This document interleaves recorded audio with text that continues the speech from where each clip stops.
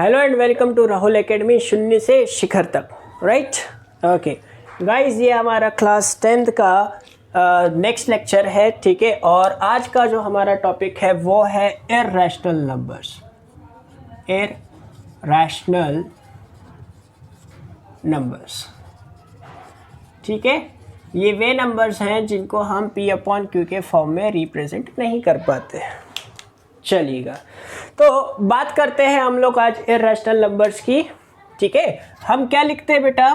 The numbers which can not B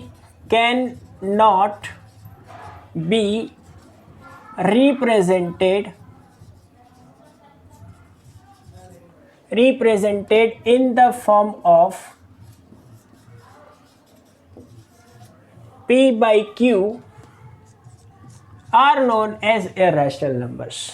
देखिए, आपने हमेशा से यही वाली डेफिनेशन पढ़ी होगी कि the numbers which can not be represented in the form of P/Q are known as irrational numbers.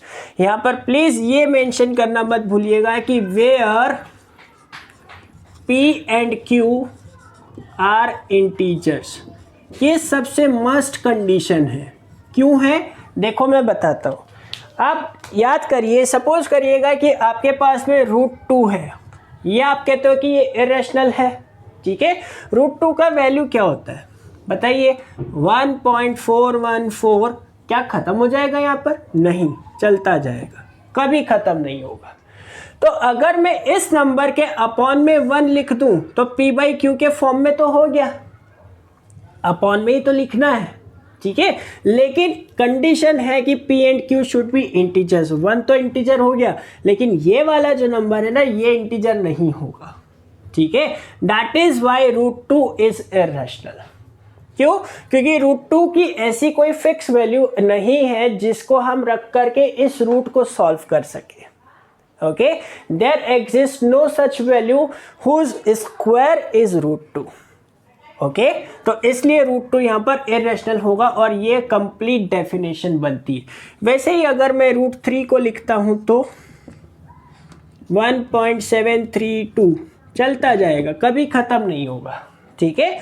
हम तो बस कुछ वैल्यूज ले लेते हैं एज पर आवर रिक्वायरमेंट। हमारी जैसी रिक्वायरमेंट होगी उस हिसाब से हम वैल्यूज वहां पर यूज कर लेते हैं, up to 2 decimal place, up to 3 decimal place. Similarly if I write the value of pi, अगर पाई लिखा तो 3.14 चलता जाएगा, कभी खत्म नहीं होगा, है ना। अब आप बोलोगे सर पाई जो है, पाई की वैल्यू तो होती है 22/7। ना ना ना ना ना, गलती मत करना, ठीक है। पहले लेक्चर में मैंने आपको बताया था कि पाई जो है वो इर्रेशनल होता है और 22/7 जो है वो रैशनल होता है, ठीक है। तो ये ऐसी कुछ वैल्यूज होती है जो कि इर्रेशनल नंबर्स को रिप्रेजेंट करती है। अब इसके ऊपर बेस्ड क्वेश्चन कैसा आता है हमारे एग्जाम पॉइंट ऑफ व्यू से, वो हम देखते हैं।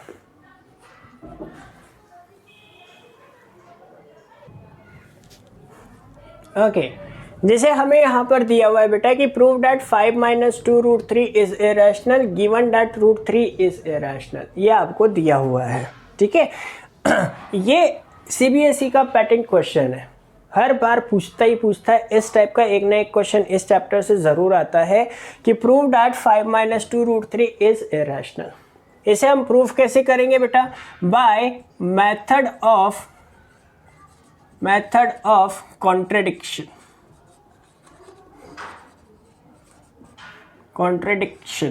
अब ये कॉन्ट्रडिक्शन का मेथड क्या होता है सर, थोड़ा सा समझाइए, ठीक है। वो ये कहता है बेटा कि हम यहाँ पर कोई चीज़ अज्यूम करते हैं, अज्यूम करने के बाद एक कंक्लूजन पर पहुँचते हैं और ये पाते हैं कि जो हमारा कंक्लूजन है वो एक गिवन फैक्ट से उल्टा है, फॉल्स है, गलत है, ठीक है। और ये गलत क्यों हो जाता है? क्योंकि हमारा जो अजम्पशन है वो गलत है, इसलिए फिर हम ये कंक्लूड करते हैं that our assumption is wrong.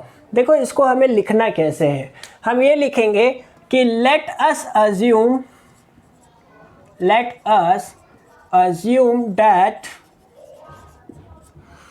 5 - 2 √3 is rational,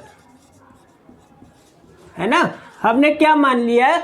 मान लिया कि ये रैशनल नंबर है, तो इसका मतलब क्या होगा, this implies there exist some P and Q such that 5 minus 2 root 3 is equals to P upon Q। होगा कि नहीं होगा बच्चों, है ना। थोड़ा सा यहाँ पर ट्रांसपोज का यूज़ करो, इस टर्म को उठाकर इधर लेकर आओ और इस टर्म को उठाकर इधर लेकर जाओ, तो आप क्या लिखेंगे, आप लिखेंगे 5 minus P upon Q is equals to 2√3, ठीक है।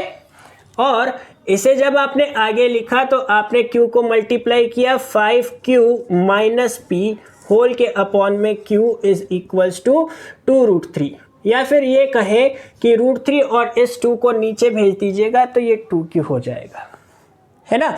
जब सॉल्व किया तो इसका मतलब क्या हुआ, if p is integer q is integer that means 5q minus p will also be N integer, and इनका अब √3 जो है वो इंटीजर्स के फॉर्म में, मतलब p अपॉन q के फॉर्म में हमने रिप्रेजेंट कर दिया। Okay, this implies √3 is rational. अगर ऐसा हो गया तो इसका मतलब हुआ कि √3 जो है वो रैशनल हुआ। अब इट कॉन्ट्रडिक्ट्स, ठीक है, it contradicts with the fact, या विथ द गिवन फैक्ट लिखिए, that √3 is irrational। Okay, this implies our assumption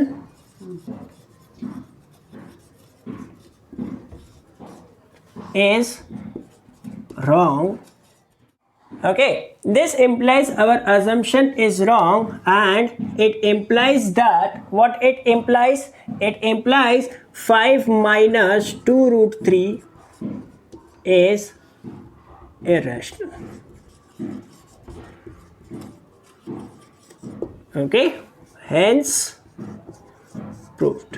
ये होता है आपका मेथड ऑफ कॉन्ट्रडिक्शन, जो हम किसी चीज़ को अज्यूम करते हैं और उसके मदद से अपना जो क्वेश्चन होता है उसकी वैल्यूज़ को प्रूव करते हैं। ओके, आई होप आपको समझ में आया, ठीक है। बने रहिएगा राहुल एकेडमी के साथ, शून्य से शिखर तक।